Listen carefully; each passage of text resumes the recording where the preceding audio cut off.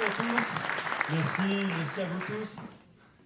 Bah écoutez, il y a des soirs comme ça où on arrive à la fin, après une série de discours et d'interventions absolument brillants. Donc on essaie d'être au même niveau au moins.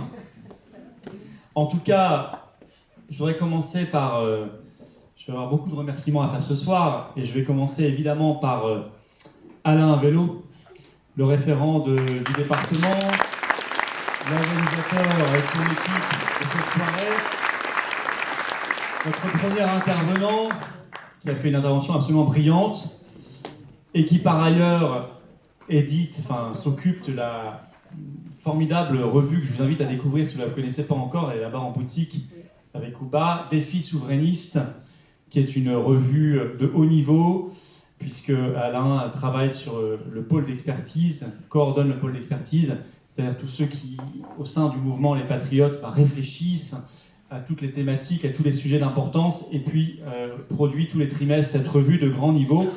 Donc vraiment un grand bravo à Alain Vélo ce soir, et pour tout ce qu'il fait, et je vais vous dire...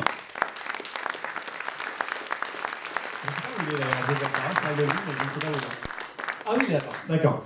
Et je vais vous dire, Alain, je l'ai connu dans une ancienne vie.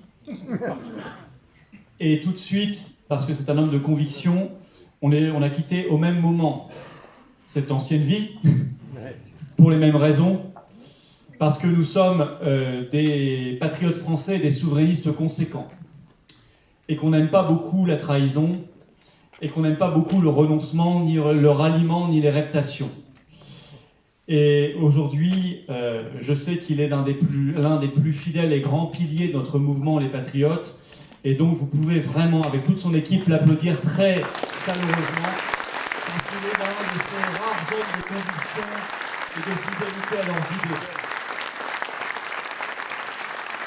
Et moi, je suis persuadé que dans les temps dans lesquels nous sommes, où il y a tant de trahison, où il y a tant de dégoût, où d'ailleurs on le voit, les gens ne vont plus voter tout simplement parce qu'il y a trop de trahison, il y a trop de renoncement, il y a trop de dégoût. On va avoir besoin de conviction, d'hommes et de femmes qui y croient, qui sont sincères, qui sont courageux, qui sont braves, qui sont comme le roc dans la tempête. On peut s'y accrocher et on sait qu'il ne va pas nous lâcher. On a besoin de ces hommes et de ces femmes de conviction, et quelque chose me dit que dans les temps qui viennent et qui seront tempétueux comme les dernières années l'ont été, ce sont les convictions qui vont payer. C'est la fidélité à des idées qui va payer. Ce ne sont pas les trahisons. C'est fini cette époque-là. La petite politique politicienne qui est faite d'arrangements, de combinations, de petites de tractations en coulisses, moi, personnellement, ça me fait vomir. Je ne veux pas de ça. Et ce qu'on vous propose avec la liste «L'Europe, ça suffit», c'est un bloc, c'est un cap, c'est une ligne, c'est de la clarté, c'est de la sincérité, c'est de la cohérence, c'est de la conviction.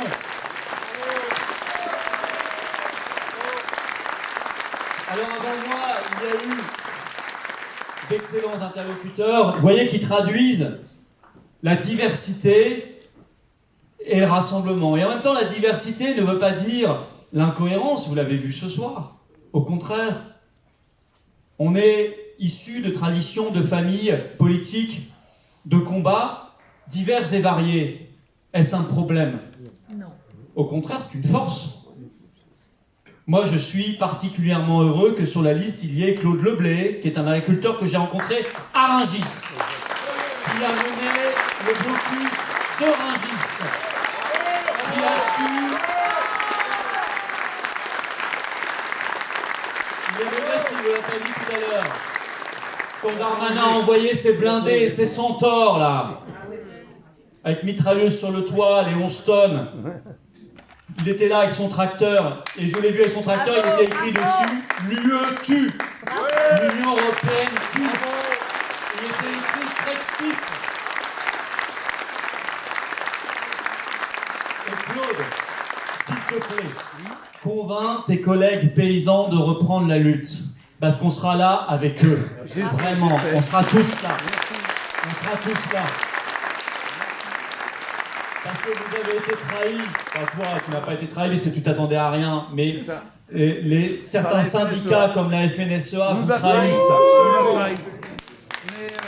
Les tracteurs vont retourner bientôt. Les tracteurs vont retourner. Les tracteurs vont retourner bientôt.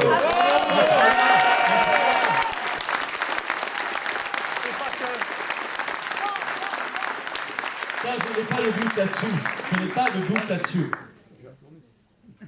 Et sur la liste, je suis heureux. Vous voyez, moi, il y a des personnes que je découvre. Marie Deblic, qui est une personne qui est responsable déléguée, comme vous dites, chez VIA, en Bretagne, pour ce mouvement partenaire, allié des Patriotes, via La Voix du Peuple, présidé par Jean-Frédéric Poisson. Et Marie Deblic est 6e de liste, qui est une place très importante dans la liste. Et il se trouve que peut-être qu'il y a quelques mois encore, on n'aurait pas imaginé partager la même campagne électorale, les mêmes combats électoraux, en tout cas, parce que je suis persuadé, vu le discours, je l'ai bien écouté, que vous avez tenu tout à l'heure, qu'on a déjà partagé les mêmes combats ces dernières années, mais peut-être qu'on n'aurait pas imaginé être sur la même scène. Mais tout nous oblige. Vu l'état du pays, vu l'état du monde, comment pourrait-on imaginer une seule seconde, nous être dans notre coin, à dire par ego, surdimensionné, par orgueil, dire non. Non, non. Chaque équipe dans son coin. Les jaunes, VIA, hop, là-bas. Les oranges, les patriotes, là-bas. Les bleus, Génération Frexit, là-bas. Stop, ça suffit ça. C'est pas du tout la philosophie de notre liste. On s'est dit immédiatement, on va faire le rassemblement. On va faire le rassemblement des souverainistes, des patriotes et des résistants. Et on l'a fait. Et on l'a fait. Et personne d'autre ne l'a fait. Et si on avait pu le faire encore plus largement, Jean-Frédéric vous l'a expliqué tout à l'heure, on l'aurait fait encore plus largement. Encore faut-il qu'en face ils soient d'accord. Encore faut-il qu'en face ils aient ce même réflexe de rassemblement. Mais ça n'est pas le réflexe le plus partagé du monde, évidemment. En tout cas, moi je suis très heureux de voir qu'il y a sur la liste des personnes d'aussi grand talent. Et puis sur la liste, il y a bien sûr Myriam Palomba. Alors Myriam, je la connais mieux parce que nous partageons depuis des années des luttes, des manifestations, parce que je sais que c'est une journaliste qui a pris son courage à deux mains et qui, contrairement à, il faut le dire, la plupart des membres de sa profession, et qui a dit « moi je suis là pour défendre ce que je pense et pour défendre mes enfants ». Et ça, je trouve ça remarquable, je trouve ça magnifique, et je suis très honoré de voir, et tous les jours j'y repense, de voir qu'il y a des personnes comme Myriam Palomba sur notre liste, en l'occurrence en 2e position.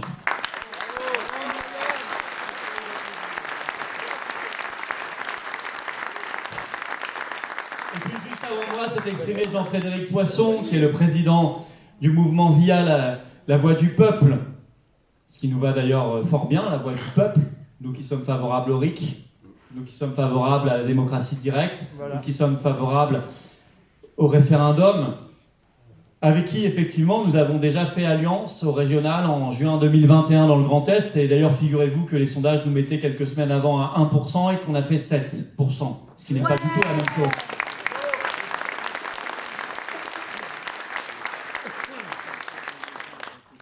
Et je dirais de VIA ce que VIA, son président vient de dire des patriotes, il est très facile de travailler avec VIA. Il est très agréable de travailler avec un mouvement aussi sincère. Parce que ce qui facilite, ce qui rend possible une coopération, une alliance, c'est la sincérité.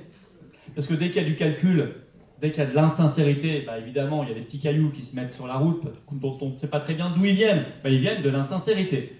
Quand c'est facile, c'est parce que c'est sincère. Et moi, je trouve formidable cette capacité que nous avons et que nous démontrons ensemble de pouvoir travailler, alors qu'il y a quelques années, je ne pense pas qu'on aurait pensé ça. Il y a quelques années, on ne l'aurait pas forcément imaginé ni conçu. Oui, mais les événements nous obligent. Oui, mais les convictions communes nous rassemblent. Et demain, les victoires, nous allons les célébrer tous ensemble. C'est ça qui va se passer.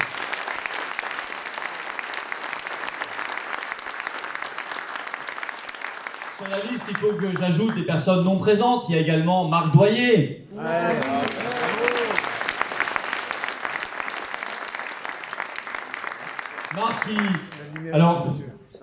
Marc est le porte-parole de Vérity France, la plus grande association de victimes d'effets secondaires. Ce qui est un authentique résistant, hein, Marc. on le connaît aussi par les manifs, par beaucoup d'actions. Il se trouve qu'un jour, on m'a appelé, il était tôt, il était, je sais pas, 7h du matin, et on me dit il y a une perquisition, là, ils ont envoyé les flics, c'est une histoire de SMS. Alors je me suis dit, ça y est, ils ont déboulé chez Ursula. Ils vont récupérer les textos avec Bourla, le PDG de Pfizer. Et après, non, pas du tout. Ils sont chez Marc Doyer. 15 policiers surarmés qui ont défoncé sa porte quand même. Pourquoi ? Parce qu'il avait envoyé un texto à Macron pour lui dire qu'il faudrait peut-être s'intéresser aux victimes d'effets secondaires. Et on l'a emmené à Paris, 11 heures de garde à vue. Et ensuite on lui a dit « Ah monsieur, excusez-nous, il n'y avait rien en fait, désolé, on vous offre un petit café, vous pouvez rentrer chez vous. » Voilà où on en est aujourd'hui en France avec Macron. C'est pas drôle à vivre, ça s'appelle une tyrannie, c'est bafouer l'état de droit et toute notre liberté fondamentale. Marc a dit « Je ne me laisserai pas faire, je porterai plainte, je me lèverai ». Il a dit « Je me mets sur la liste, je vais l'ouvrir ». Et moi, je suis particulièrement fier que nous ayons sur la liste des résistants comme Marc Doyer. Je dois y ajouter l'excellent Pierre-Yves Rougeron. Ouais. Qui n'est pas là ce soir, mais qui est là avec nous par la pensée et par le cœur, qui est le fondateur du Cercle Aristote, qui est le plus grand think tank souverainiste français. Ah oui. Maison d'édition qui anime le débat public. Et qui est un vrai militant du rassemblement, d'ailleurs, qui nous avait confié, moi je me mets sur une liste s'il y a un rassemblement. Et comme il y a eu un rassemblement, eh bien il est sur la liste, et j'en suis très heureux. Et je dois ajouter la présence sur notre liste de l'excellent général Blanchon.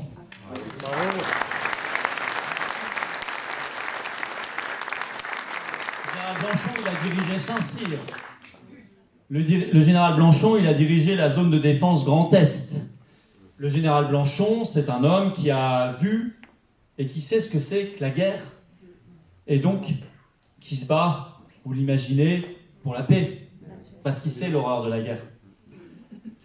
C'est un militaire français, très haut gradé, qui a toujours eu cette pensée en tête qu'on n'avait rien à faire dans l'OTAN, que l'OTAN aurait dû disparaître en même temps que l'URSS au début des années 90, et que le pacte de Varsovie. Qu'on n'a rien à faire dans l'Union européenne parce qu'on nous a vendu l'Europe c'est la paix. Quelle blague. L'Union européenne c'est la guerre. On n'a jamais parlé autant de guerre que depuis qu'on a Ursula von der Leyen. Qui elle se prend pour l'impératrice, hein, la Kaiserine, la reine d'Europe. Inclinez-vous, Ursula entre dans la pièce. Et d'ailleurs il fallait voir. Il y a eu quelques bonnes nouvelles ces derniers jours. Il fallait voir la tête de ces avocats l'autre jour quand Myriam était avec moi, quand on était à Liège. Ah oui, bravo. Pour cette plainte sur les SMS échangés avec le PDG de Pfizer. Elle avait envoyé une armée d'avocats, Pfizer aussi d'ailleurs. Ils sont entrés, ils étaient hyper arrogants. Ils pensaient que tout allait être réglé en un quart d'heure. Évidemment, l'affaire allait être donnée au parquet européen qui allait en faire une boule de papier pour la mettre dans la corbeille. Ça allait être terminé. Parce qu'on n'embête pas la reine d'Europe. Parce que la reine d'Europe n'a pas à se mettre au niveau des gueux que nous sommes, qui lui demandons des comptes, bien légitimement, sur 35 milliards d'euros de contrats, sur des problèmes financiers. C'est notre argent tout ça, hein. 31 ans, 1 milliard, 35 fois 31 ans, je sais pas, je serais mort avant. Mais ça fait beaucoup d'argent. C'est beaucoup d'opacité, c'est possiblement, probablement, j'ai envie de dire, beaucoup de corruption. Et puis ce sont des problèmes immenses de santé publique. Je sais qu'il y a dans la salle des suspendus. Je sais qu'il y a aussi dans la salle des gens qui sont victimes d'effets secondaires, ils me l'ont dit tout à l'heure. Ça doit rester ça impuni, ça doit rester non jugé. Mais de quel droit ? Quand on a un pouvoir, quand on a une responsabilité, par définition, on est responsable. Y compris Ursula von der Leyen, toute reine d'Europe qu'elle croit être. Alors évidemment, ces avocats étaient là, arrogants, ils pensaient que ça allait s'arranger. Les avocats de Pfizer, main dans la main avec eux, évidemment, pensaient la même chose. Ben, ça ne s'est pas passé comme ça. Il y avait les plaignants belges, l'excellent Frédéric Baldan qui a lancé l'affaire. Nous étions là, il faut dire, seul représentant de la France, désolé, hein. les autres partis, où vous êtes où? Vous êtes où? Vous êtes où? Vous êtes où les autres listes aux européennes? Ça vous intéresse pas cette affaire? Je sais pas où ils sont, où elles sont. En tout cas, elles n'étaient pas là. Il y avait l'avocat de la Pologne, il y avait l'avocat de la Hongrie, qui a été particulièrement incisif. Et finalement, ça ne s'est pas passé comme prévu. Il a fallu rendre des comptes. La juge a dit au juge d'instruction belge, vous continuez votre affaire. Nous, on doit remettre nos conclusions avant le 15 juillet, les mises en cause avant le 15 septembre, et tout ce petit monde se retrouvera le 6 décembre, jour de la Saint-Nicolas, à Liège, pour débattre de cette affaire, et le jugement commencera sur le fond. Alors, on a vu les avocats d'Ursula et de Pfizer sortir avec une mine, ils n'en emmenaient pas large. Ils n'en emmenaient pas large. Et là, on s'est dit qu'il fallait redoubler d'efforts. Dans quelques jours, on est en train de travailler avec les juristes et les avocats, on vous mettra en ligne une possibilité de porter plainte, vous, victimes. Tous, vous pourrez vous constituer partie civile contre Ursula von der Leyen. Nous allons faire ce boulot avec les avocats pour que la justice soit rendue.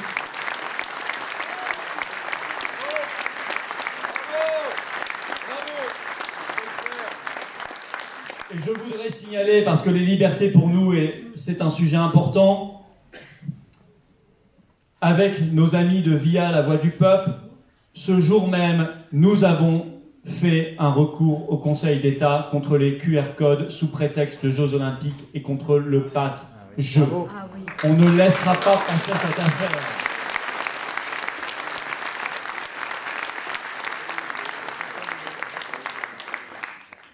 Nous avions alerté à l'époque du pass sanitaire et du pass vaccinal. On avait dit, si on laisse passer ça, demain, sous le moindre prétexte, ils vous recolleront le QR code et le pass. C'est exactement ce qu'on voit. A-t-on envie demain d'un pass cinéma, d'un pass théâtre, d'un pass manifestation, d'un pass bureau de vote pour aller voter, d'un pass vie, juste pour vivre, pour respirer? Moi, je n'ai pas envie de cette société et je ne veux pas qu'on la lègue à nos enfants. Bravo. Alors notre devoir, c'était de nous battre. Notre devoir, c'est de nous battre. Et nous sommes devant les tribunaux avec VIA. Certains diront c'est perdu d'avance. D'abord, c'est pas sûr. Parce que certes, le Conseil d'État, comme le Conseil constitutionnel, n'a pas été à la hauteur, c'est le moins qu'on puisse dire pendant cette affaire.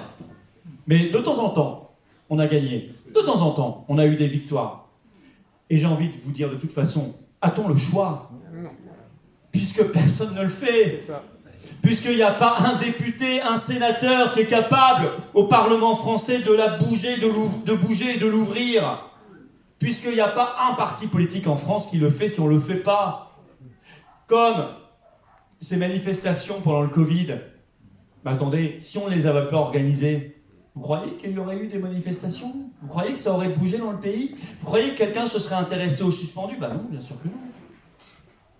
Donc, quand personne ne le fait, notre devoir, c'est de bouger. Notre devoir, c'est de le faire. Et puis, il y a une troisième bonne nouvelle, quand même, qui est tombée il y a peu. Papy Schwab prend sa retraite.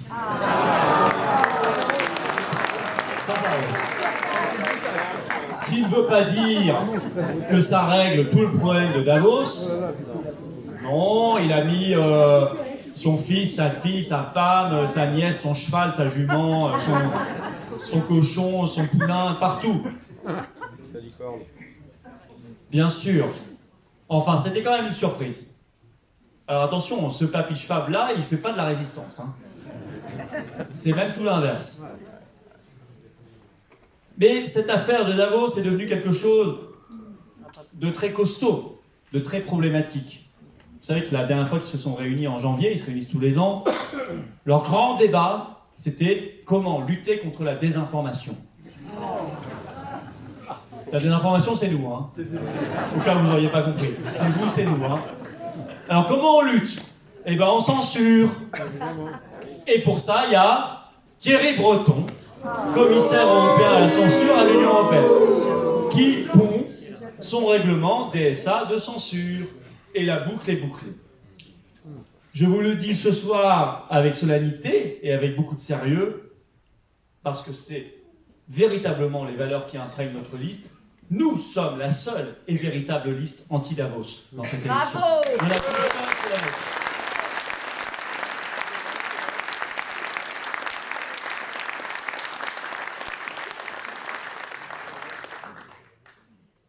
Il faut évidemment bouger. Je vous parlais de recours, je vous parlais de manifestations, je vous parlais d'actions que nous menons. On était à Liège l'autre jour et tout le reste. Parce que on ne peut pas se contenter du dire, il faut faire, y compris quand nous ne sommes pas encore aux responsabilités. Mais on peut déjà faire, et il faut le faire. Et puis il faut faire le rassemblement. Et je vous ai démontré à quel point notre liste fait le rassemblement, en tout cas avec tous ceux qui le souhaitent.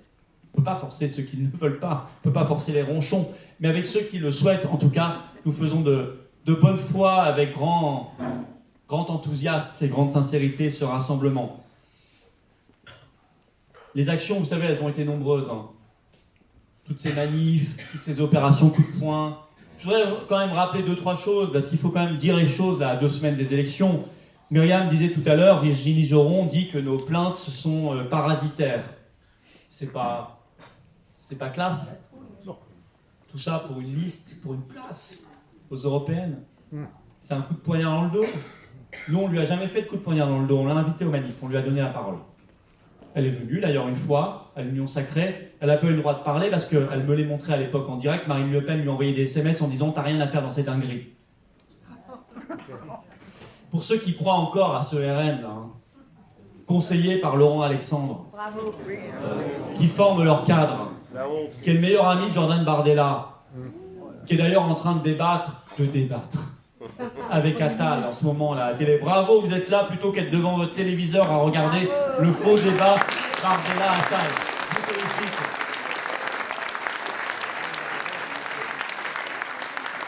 Pour ceux qui croient encore à tout ça, à ce sketch, c'est une comédie, c'est du cinéma.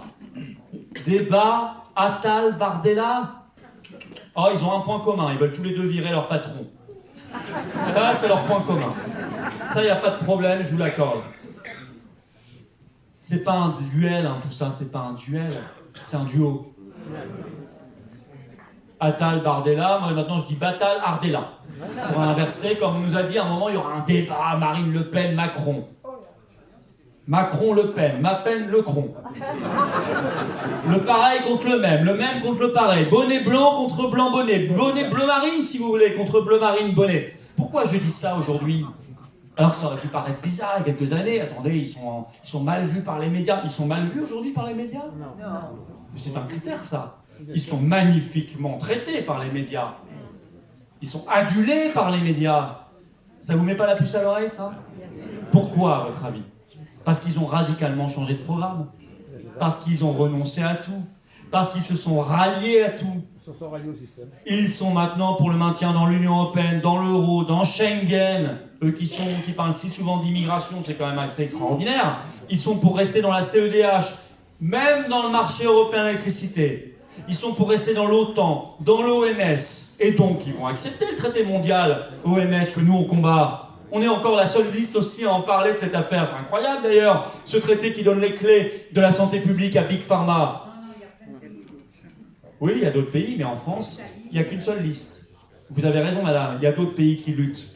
Mais en France, qui lutte? Parmi les 38 listes aux élections européennes, il y en a une seule.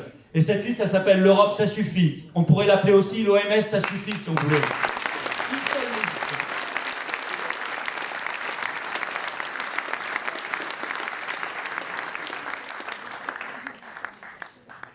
Moi, vous savez, j'avais compris tout de suite. Hein. Le jour où ils ont dit on reste dans l'Union Européenne parce que tu comprends, il y a les sondages. Ah, on fait de la politique par les sondages. Donc on trahit déjà dans l'opposition, vous imaginez au pouvoir ce que ça donnera. Et puis ensuite, on a fait nos manifs, et j'ai vu leurs interviews dans la presse en disant les manifs de Philippot, c'est de la dinguerie. Dinguerie de défendre les suspendus, dinguerie de défendre nos gamins à qui on imposait le masque toute la journée, dinguerie de défendre ceux qui ne voulaient pas être injectés de force dinguerie que de se battre contre ces petits papiers qu'on nous forçait à remplir pour quitter notre domicile en disant je vais promener le chien. Dinguerie de lutter contre l'apartheid. Dinguerie, disait le RN.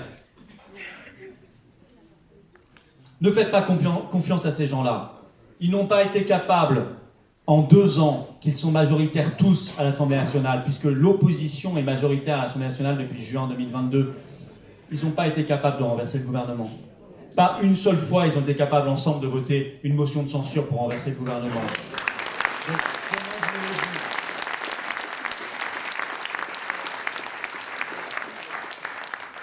Je ne parle même pas de la tentative au moins qu'ils auraient pu lancer, parce qu'au moins symboliquement, ça aurait été puissant d'utiliser l'article 68 de la Constitution pour lancer la destitution de Macron. Ça aurait été un moment de panache. Ils n'ont même pas été capables de le faire, donc n'attendez rien de tous ces gens-là. Évidemment qu'il faut sortir de l'Union européenne. Évidemment qu'il faut faire le Frexit. Nous, on n'est pas une liste qui est là pour proposer qui proposera de rafistoler le système. On n'est pas là pour ça. Il y a 1000 raisons de quitter l'Union européenne. Claude vous expliquait à quel point l'Union européenne tue les paysans. Vous savez, je disais l'autre jour, face à une journaliste sur France Info, je disais, il y a 2 paysans qui se tuent par semaine en France, personne n'en parle. Mais qui tient la corde avec laquelle ils se pendent? Ursula von der Leyen et Macron. Il faut dire les choses. L'Union européenne maîtrise notre commerce. Le commerce est une compétence exclusive de l'Union européenne. C'est écrit comme ça dans les traités. Donc moi, je veux bien qu'on ait indéfiniment le même débat, ou tous les 5 ans, à chaque élection européenne, le même débat. Ah, on va arrêter le libre-échange, il faut faire du protectionnisme, il faut changer l'Europe pour qu'elle protège, il faut... Enfin, on va arrêter ce blablabla, on va arrêter ça. Personne ne le fera. Vous croyez que les Allemands ont envie d'arrêter de vendre leurs voitures au Brésil, au Canada, à la Nouvelle-Zélande, etc. Bien sûr que non. La seule et unique solution, c'est que le commerce, ce soit nous qui le gérions. Et comment on peut obtenir ça? Eh bien, en quittant l'Union européenne. C'est la seule solution.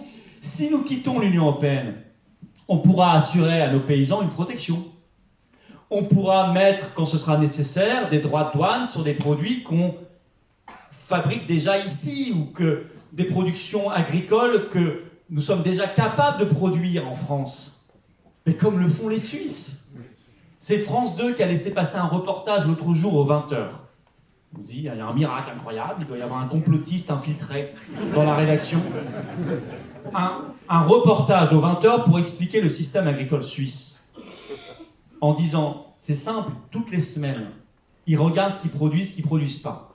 Des salades, j'en sais rien, tout ce qu'ils produisent, ce qu'ils élèvent. Le jour où ils produisent quelque chose suffisamment, ils vous mettent 1300% de taxes sur les importations. Parce qu'ils n'ont pas besoin d'importations étrangères. Si telle production, ils ne l'ont pas telle semaine, ils vont mettre 0% de taxes. Parce qu'on a besoin de telle ou telle production qu'on n'a pas en Suisse. Et ça, c'est revu, c'est adapté très finement chaque semaine en fonction des déclarations des agriculteurs suisses eux-mêmes. Ce qui est facile à faire aujourd'hui, vous avez une base informatique centralisée, vous rentrez vos productions, etc., etc.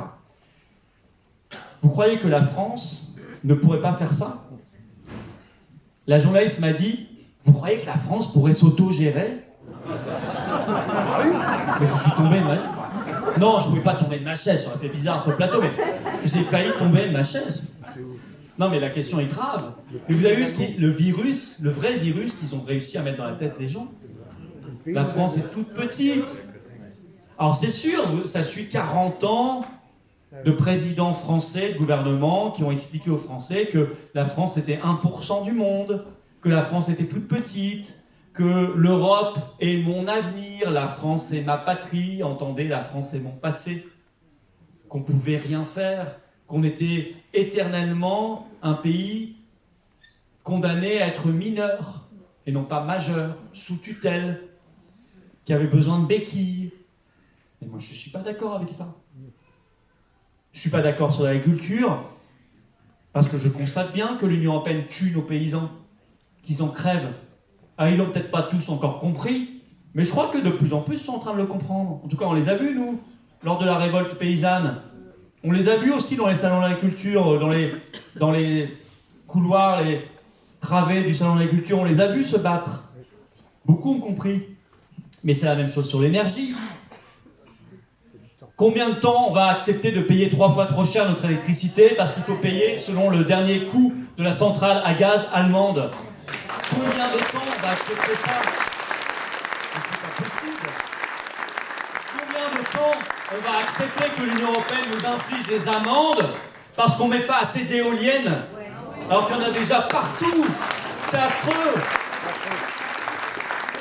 On a déjà payé 500 millions d'euros d'amende en 2022 parce qu'on n'avait pas assez d'éoliennes et là ils viennent de nous dire vous allez payer 3 milliards supplémentaires. Mais ça va aller.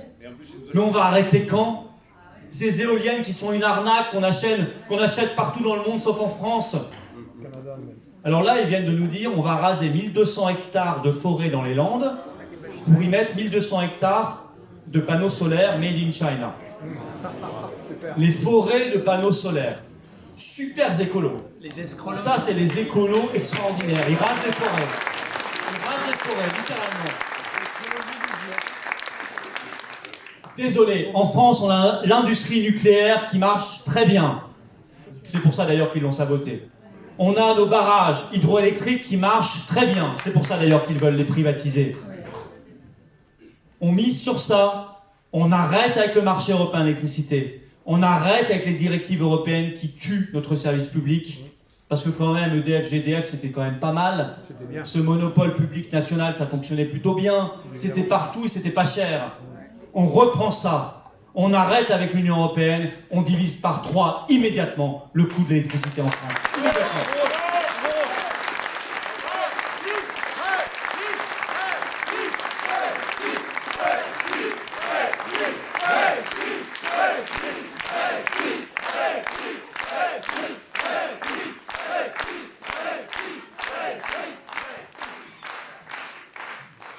Je vois qu'il y a ici des manifestants dans l'âme et dans la pratique. C'est normal. Nous serons libérés lorsque l'armée suisse défilera sur les Champs-Élysées. Pour l'instant, c'est pas ce qui est prévu. Pour l'instant, ce qui est prévu pendant les JO, c'est que ce soit des militaires allemands et polonais qui viennent nous demander notre QR code. Voilà. Et ça, moi, je n'en veux pas. Oh, on peut multiplier la santé. Tiens, hier, Ursula a publié un communiqué de presse. Personne ne vous en parle, hein. Moi, je l'ai publié, le communiqué. Pour dire, ça y est, l'Europe de la santé est née. Ah bon? Mais nous, on pensait que les choses devaient se faire après les élections par avant, en fait. Mais non, vous n'avez pas compris le système européen. Le système européen, il est totalitaire. Donc, en fait, on décide avant les élections. On préfère nous décider avant que vous votiez, en fait. Comme pour l'agriculture, ils nous ont dit, dès le 10 juin, on va vous faire l'accord libre-échange Mercosur. Mais on ne vous le dit pas trop avant les élections. Mais là, Ursula nous a dit, l'Europe de la santé, c'est fait. C'est fait. Registre numérique, contrats vaccinaux avec Pfizer, etc., etc., etc. Et puis l'austérité pour l'hôpital public, parce que vous savez, plus on impose l'austérité, plus on va pouvoir précipiter ce qu'ils souhaitent en réalité, c'est-à-dire comme pour les retraites, la privatisation. Pour remettre tout ça à des fonds de pension américains, à des grosses boîtes style BlackRock, qui seront ravis de nous vendre des retraites complémentaires, des retraites privées, de la sécurité sociale privée, des assurances, etc., etc. On a compris leur système. Moi, je ne veux pas de ça non plus. En l'an 2000, nous étions considérés comme le meilleur système de santé du monde. Le meilleur du monde. Aujourd'hui, c'est la catastrophe. Il y a des gens qui meurent dans les urgences parce qu'il n'y a plus de personnel, on n'en prend pas soin, il y a des lits qui ferment chaque année, c'est la catastrophe absolue. Parce que par là sont passées énormément de directives européennes. Parce que par là est passée la crise du Covid qui a révélé ce système. Alors je vous le dis clairement, on soignera les Français. On remettra des médecins partout sur le territoire national alors qu'il y a des déserts médicaux partout. On remettra des spécialistes. On redonnera le goût aussi aux gens de se lancer dans cette magnifique profession de soignant et de médecin, qui est une magnifique profession, à condition qu'on retrouve cette capacité de donner envie, de faire confiance à ceux qui soignent, de recréer cette confiance dans ce qu'on appelait le médecin de famille, qui a été mis de côté pendant le Covid. Hein? Le médecin, c'était mal. Vous prenez un Doliprane, ça va pas bien, vous prenez un Doliprane, si vous suffoquez, vous appelez le 15 et on vous emmène à l'hôpital et vous crevez à l'hôpital. C'était ça leur politique. Et le médecin était mis de côté. Et il n'avait pas le droit de soigner. Et il n'avait pas le droit de prescrire. C'était ça la réalité. Donc il faut aller contre ça. Il faut aller littéralement contre ça.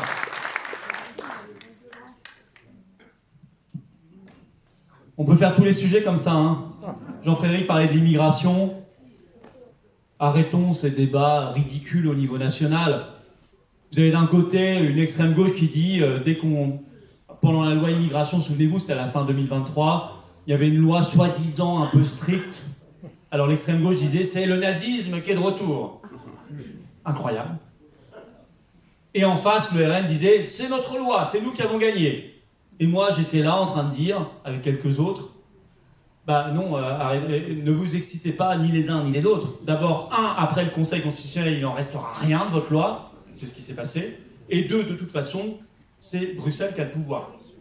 Et dans quelques semaines sera voté le pacte migratoire qui décidera à votre place. C'est exactement ce qui s'est passé. Vous savez ce que c'est que le pacte migratoire, hein. Relocalisation obligatoire des migrants partout en France, sinon 20 000 € d'amende payée à Bruxelles par migrant refusé. C'est ça la réalité.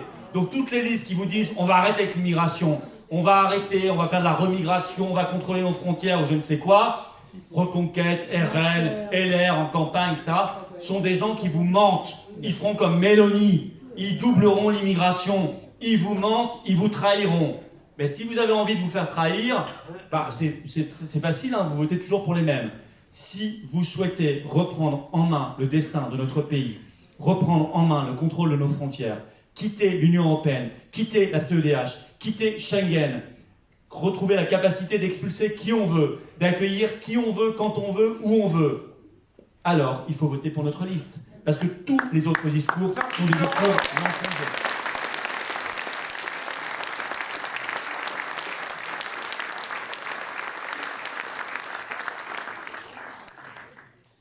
Et évidemment qu'on se bat pour nos libertés. Le lien entre le combat pour notre souveraineté et le combat pour nos libertés, il est intime. C'est le même combat.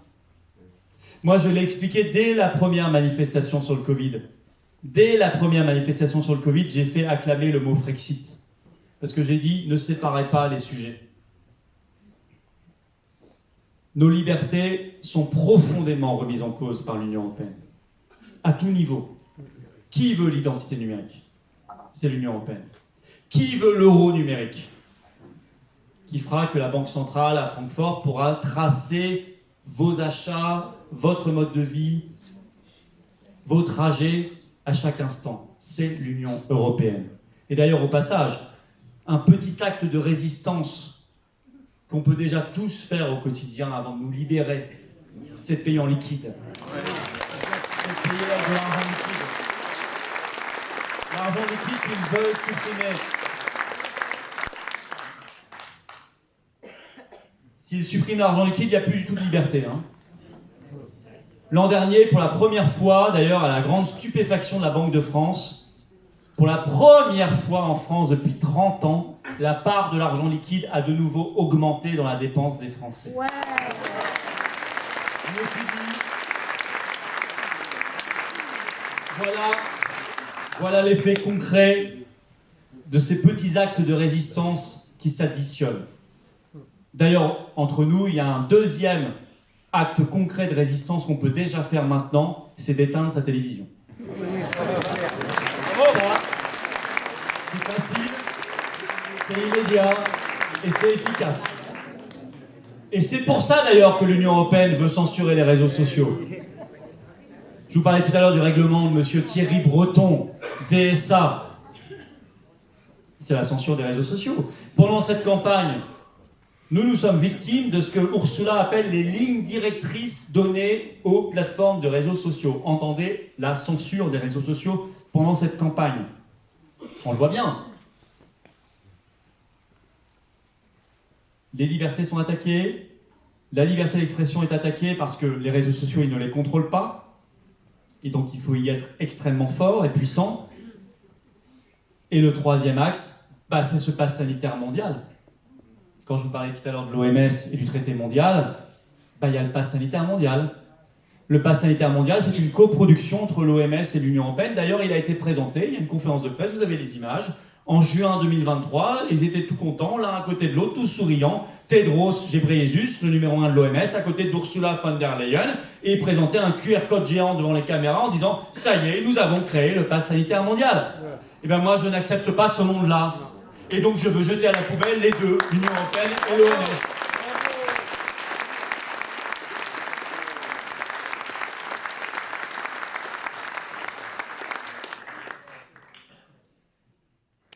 Vous comprenez bien que face à ça, qu'est-ce qu'on fait? On réforme de l'intérieur l'Union européenne? On réforme quoi? Qu'est-ce qu'on réforme? Qu'est-ce qu'il y a à réformer là-dedans? Tous ces débats-là, vous savez, c'est toujours les mêmes têtes de liste, hein. Il y en a 5, 6, 7. Ah, le communiste, d'ailleurs, il a beaucoup de chance. Hein. Je sais pas comment il... Desfontaines, c'est ça? Ouais. Louis Desfontaines, lui, il a beaucoup de chance. Il est dans tous les débats, alors que... Bon, on ne sait pas pourquoi, ils ont décidé de le mettre dans le débat avec les autres. Mais c'est toujours les mêmes têtes de liste qui ont fait ensemble peut-être 10 ou 12 débats. Je ne sais pas pourquoi les gens regardent encore, d'ailleurs. Ils disent toujours la même chose. Et alors dans ces débats, vous en avez une qui dit « moi, je vais repeindre les barreaux de ma prison en rouge. Moi, je vais les repeindre en vert, parce que je suis écolo. Moi, je vais les repeindre en rose. » Qui est rose? Moi, je vais les repeindre en bleu. Ah, moi, je vais les repeindre en bleu marine. Avant d'ailleurs de faire ça à Marine. Moi, je vais les repeindre en bleu reconquête. Moi, en bleu Macron, etc., etc. Ben moi, je dis, je ne veux pas repeindre les barreaux de ma prison. Ni en jaune, ni en orange. Je veux qu'on quitte la prison et qu'on la dynamite ensuite. C'est la seule chose à faire. Voilà.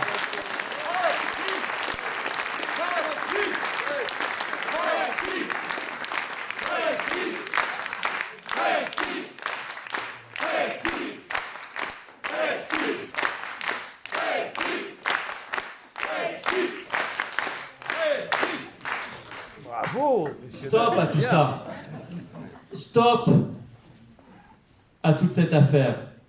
Voilà, on n'est pas là pour réformer de l'intérieur, ça ne se fera pas. Il faudrait l'unanimité des 27 États membres. Je ne vais pas vous expliquer, tout est verrouillé. Commission européenne, Parlement européen, Banque centrale européenne, Cour de justice de l'Union européenne. Je veux même vous dire, je vais vous ajouter une question de principe. Même si l'Union européenne était un grand succès, bon, ça va, mon hypothèse n'est pas vérifiée à ce jour. Hein. Mais même si l'Union européenne était un grand succès, mais qu'elle supposait qu'il y ait une autorité au-dessus de la France et du peuple français, et que la France soit sous tutelle, eh bien, je militerai pour qu'on quitte l'Union européenne. Parce que, par principe, je n'accepte pas qu'un pays qui a 2000 ans d'histoire, qui s'est battu toute son histoire pour son indépendance, pour sa liberté, pour sa souveraineté, pour lequel sont tombés des millions et des millions d'hommes et de femmes, de combattants. Je n'accepterai pas que ce pays-là, notre pays, mon pays, ma patrie, la France, soit sous tutelle. Et donc je me battrai, quoi qu'il arrive, pour dégager de l'Union européenne et pour détruire l'Union européenne avant qu'elle nous détruise. Oui.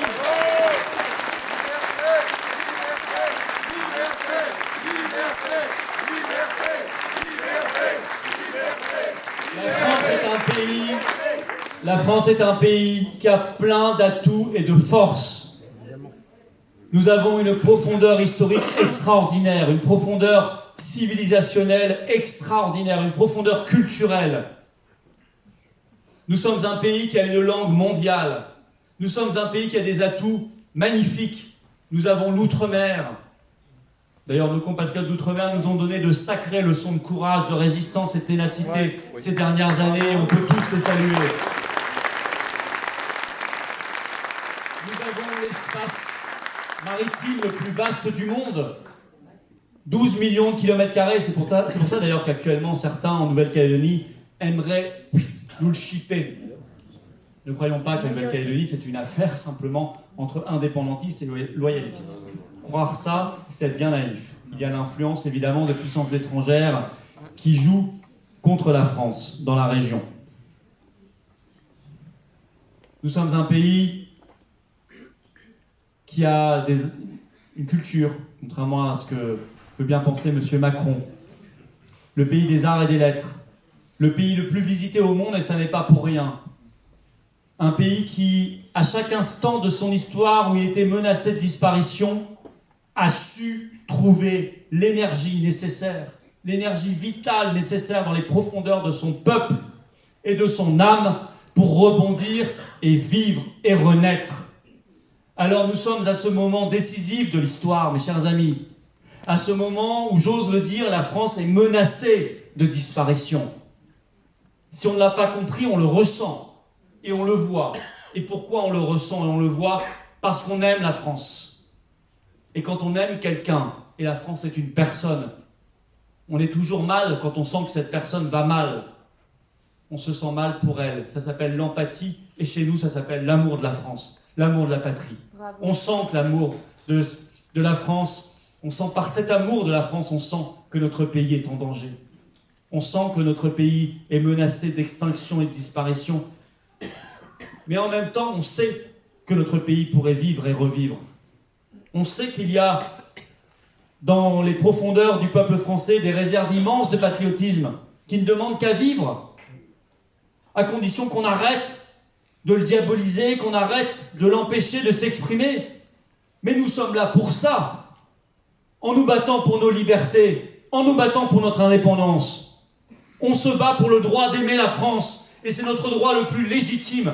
Oui, nous aimons la France. Oui, nous sommes fiers de brandir son drapeau. Oui, nous sommes fiers de chanter son hymne. Oui, nous sommes fiers d'être français, héritiers d'une longue et magnifique histoire. Et on n'a pas l'intention d'y mettre un point final parce que Ursula von der Leyen, Pfizer, Macron ou McKinsey en auraient décidé ainsi. Pour nous, la France n'avait pas terminé. Nous allons fermer cette parenthèse définitivement. Nous sommes du camp de ceux qui veulent faire vivre la France.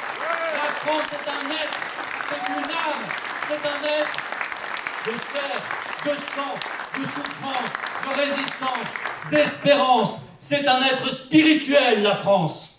C'est ça, la France. Et nous devons tous vibrer dans nos cœurs, dans nos tripes, dans nos âmes.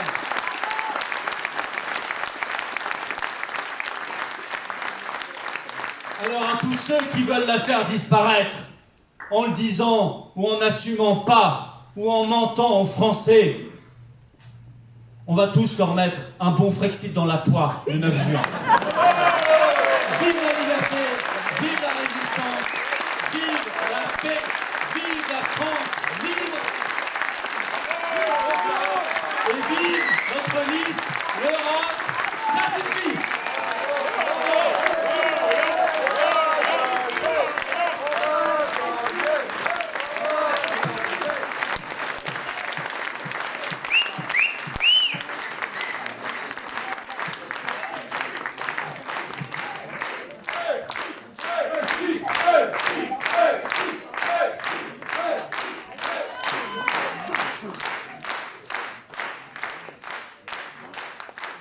Et évidemment, nous allons tous ensemble chanter notre hymne national.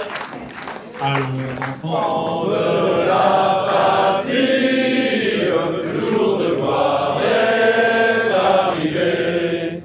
Contre nous de la tyrannie, l'étendard sanglant élevé, l'étendard sanglant élevé. Entendez-vous dans nos campagnes mugir ces féroces soldats? Ils viennent